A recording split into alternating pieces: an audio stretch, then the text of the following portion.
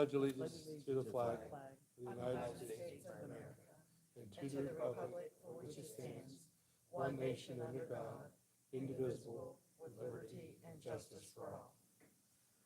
Thank you. Roll call, please.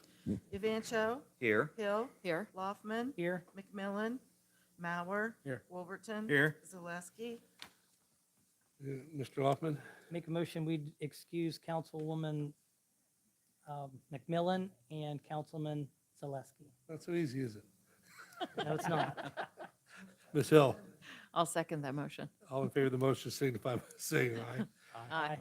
Opposed, same sign. That motion is granted. Reading of the minutes. Mr.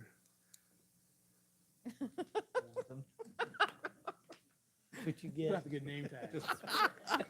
You need to turn around so the guys can see him over here. I'll make a motion, we dispense reading the minutes and place on file. Mr. Mauer, Second the motion. all in favor of that motion signify by saying aye. Aye. And opposed, same sign. Okay, that motion is granted. Yeah, I was just messing with you.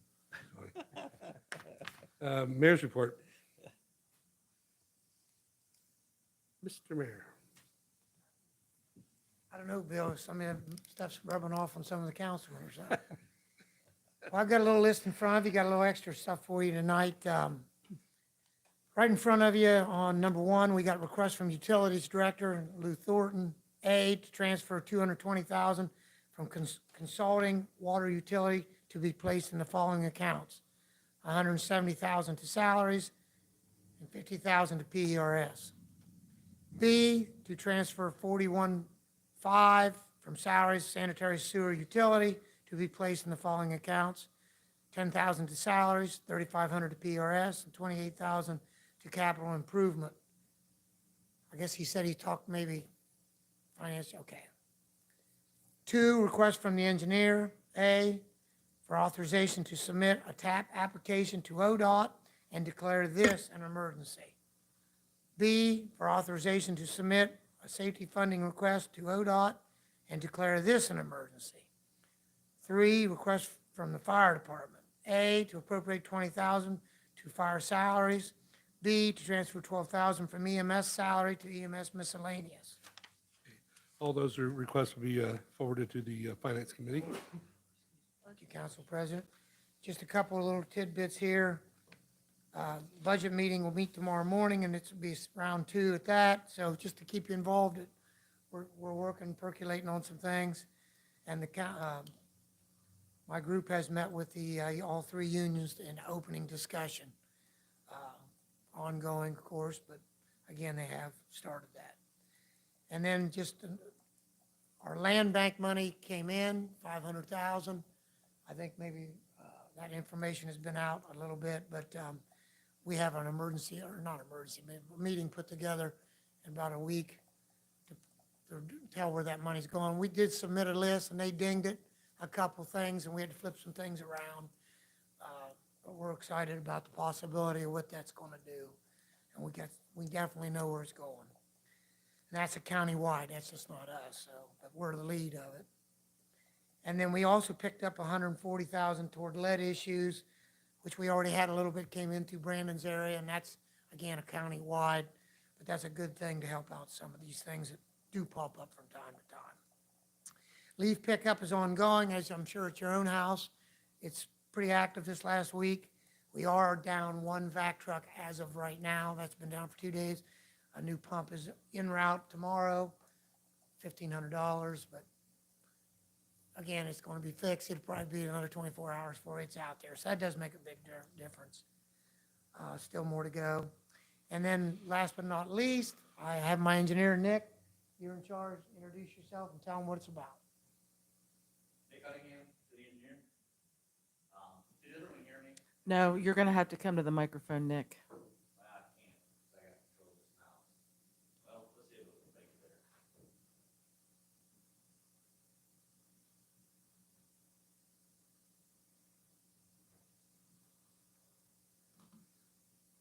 Okay.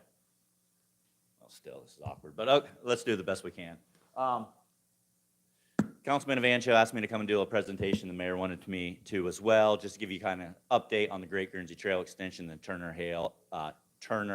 trailhead project. So a little background for this. This was part of the Appalachian Community Grant Program. The city and the CDC was awarded approximately $4.5 million, just over that, for the design, construction, and inspection of the extension. So we'll start out here at the existing trailhead. This is the Great Guernsey Trail beginning. Right now, if you guys have ever walked it, it has mile markers starting at 0 right here, going to almost 7 or whatever it is at the very end, just past Thor City. We're going to be redoing those. 0 will start now at the Turner Trailhead. So right out the gate, we'll have a walk here coming south down to Ohio Avenue. Right now, the plan is to have a little island there to make it a little safer for the crossing to get on the extension. Here is a business. They actually have a fence in the right-of-way, so we'll be sending out letters. If anyone gets any calls, we got a couple that we'll be sending out probably next week, informing them that they need to remove the fence out of the right-of-way so that we can construct the trail extension. It's going to stay on the north side, the whole length of Ohio Avenue. Here we have another fence that will need to be removed, so that'll be the second obstruction that's in the right-of-way. Here we're going to have a concrete apron to cross over, continue.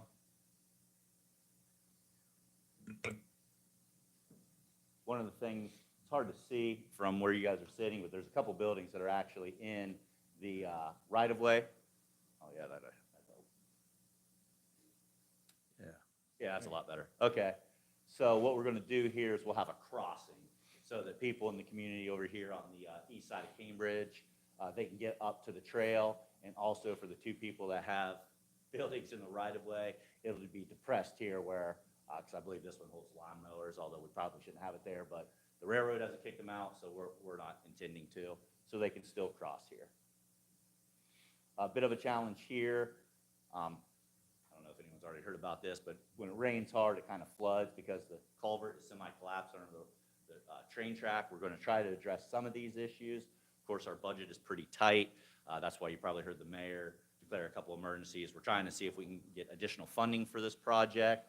Otherwise, we're going to have to make some cuts to make sure that we stay in that $4.5 million budget. So here's one of the obstacles. Whenever you deal with the railroad, it's a little challenging. I've had several conversations with them to date. This part of the track is abandoned. However, they would not sell it to the CDC so that we could just use that rail bed, connect to the other end. But I have had a positive conversation with them that we may be able to remove the rail right there so that we can have the wide trail and still keep it ADA without the train crossing there. From there, it's going to continue on the east side of Byesville Road. This is another challenge that we have with the speed limit. You have to have a barrier between your path and the road, and what that barrier looks like depends on the speed. So right now it's 50 miles per hour, and it doesn't sound like we're going to be able to get that reduced. I've contacted ODOT a couple different times. Basically, they won't let you plan. You'd have to have this infrastructure in and then go say, hey, this is a safety concern. Can we get the speed limit reduced? But by then, we're already going to have it designed for 50 miles per hour. But so we're creating a barrier here. We're looking into possibly a guardrail or a concrete barrier. I already passed it, but right here's the bridge. On this, we're planning to have those knockdown poles, if you've seen those, where you drive by that separates the two. And then when we get up to East Wheeling, we're going to come over. We actually have really wide right-of-way here. So there's some electrical boxes over here, the traffic signal. That's why we're jetting off over to the east and trying to get in between the existing infrastructure going over here. One of the things here that we would like to do is a decorative street light.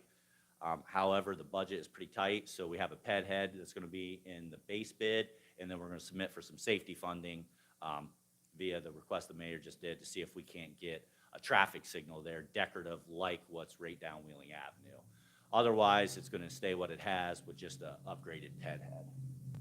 Then we'll cross over, and we're going to go down East Wheeling essentially the whole way.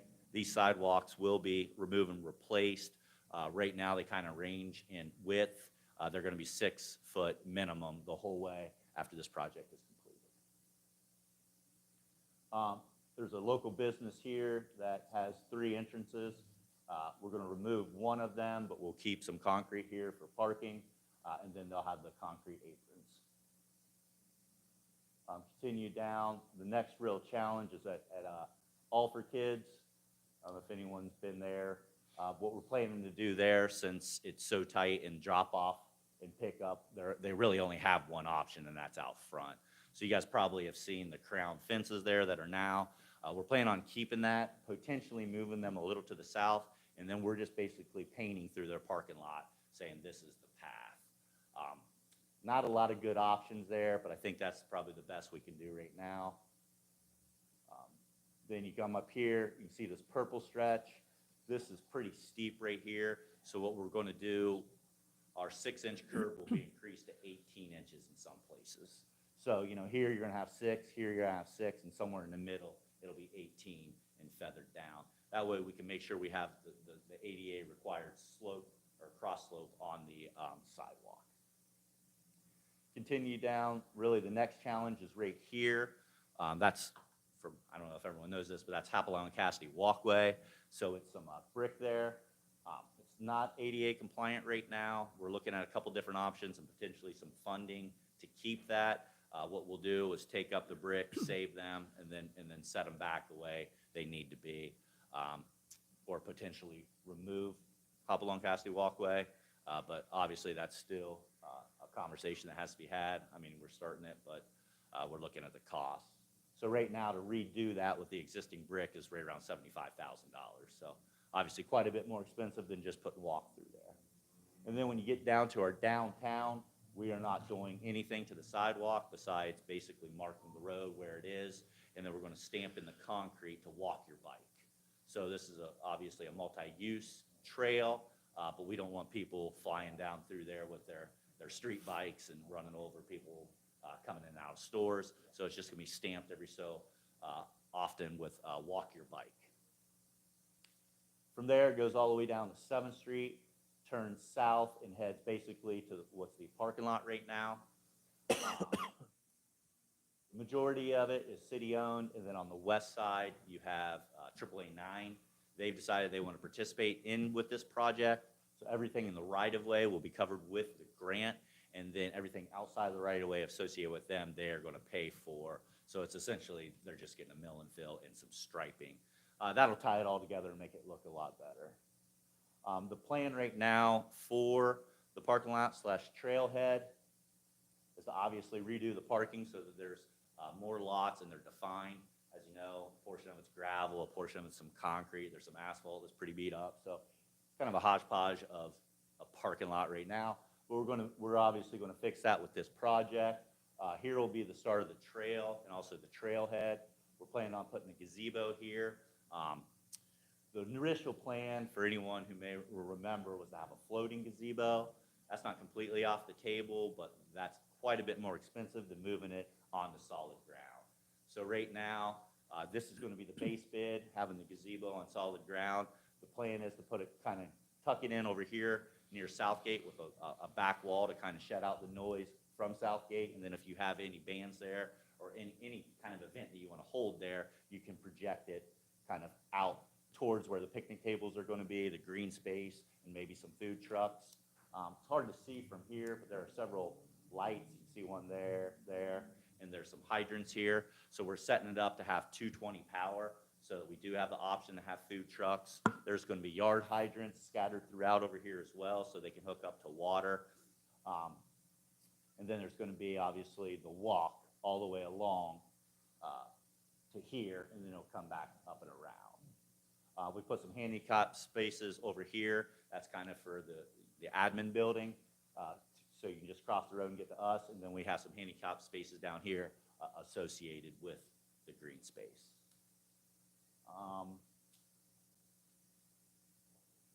Even though you're going to have, a walk here and here, it's going to be lowered so that you can drive across it, because the intent would be kind of have this separated. You have AAA 9s parking over here, and then the city-owned over here, where the two don't really intermingle.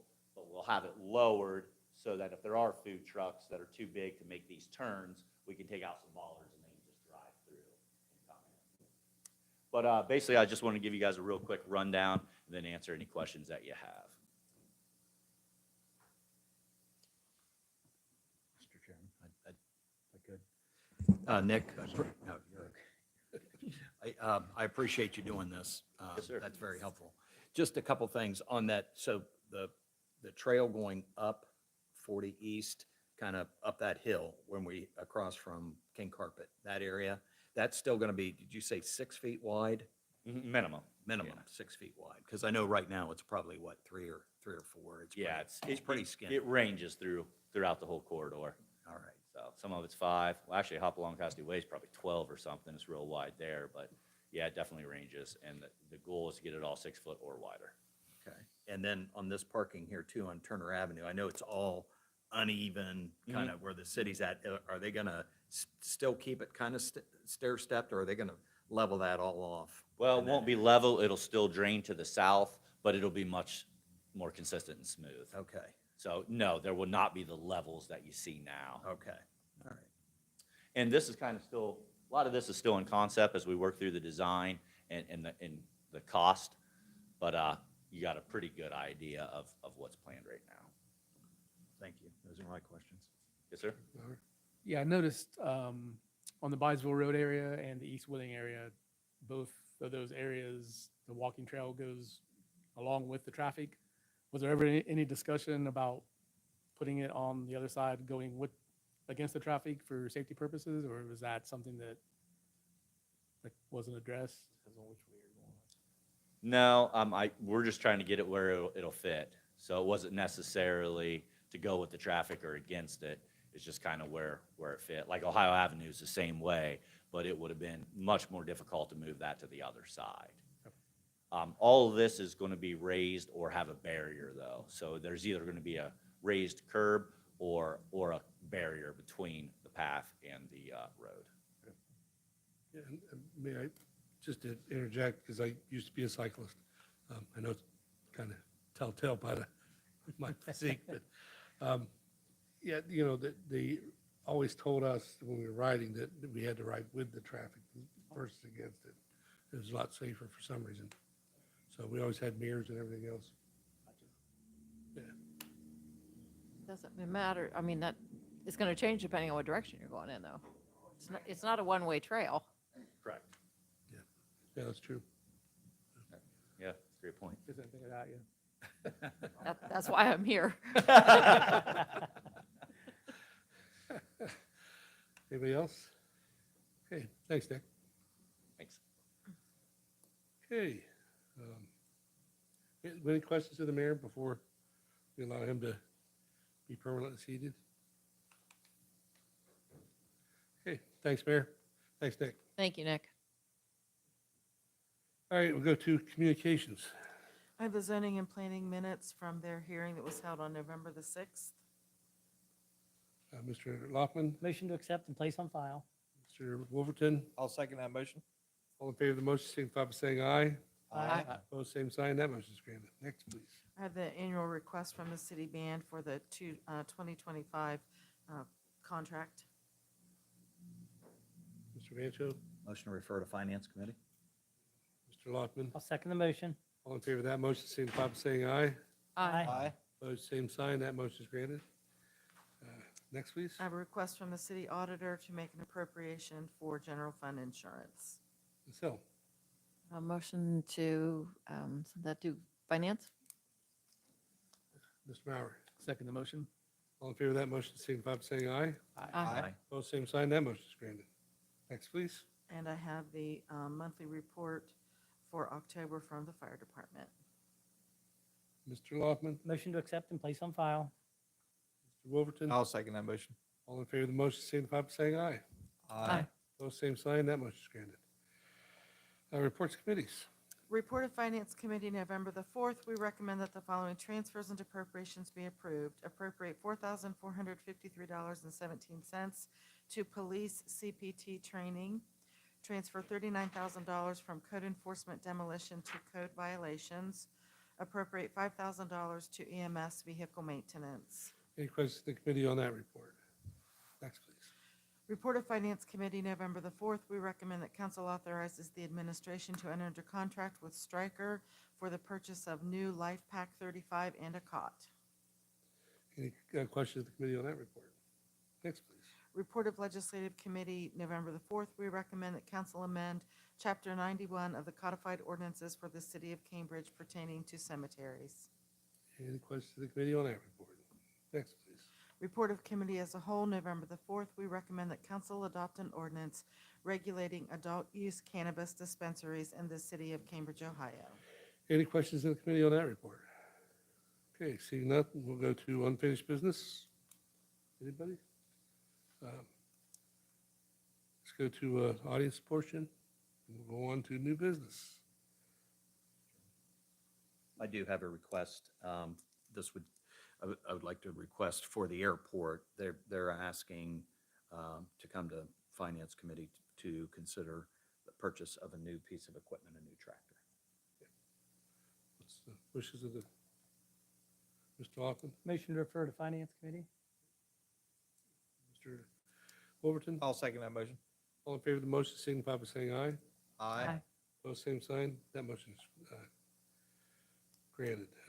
Thank We'll you. go to ordinances and resolutions, and just a reminder, with 2 people missing, we won't be able to do anything but put what ordinances we have on for first reading, so they'll be passed at the next regular council meeting.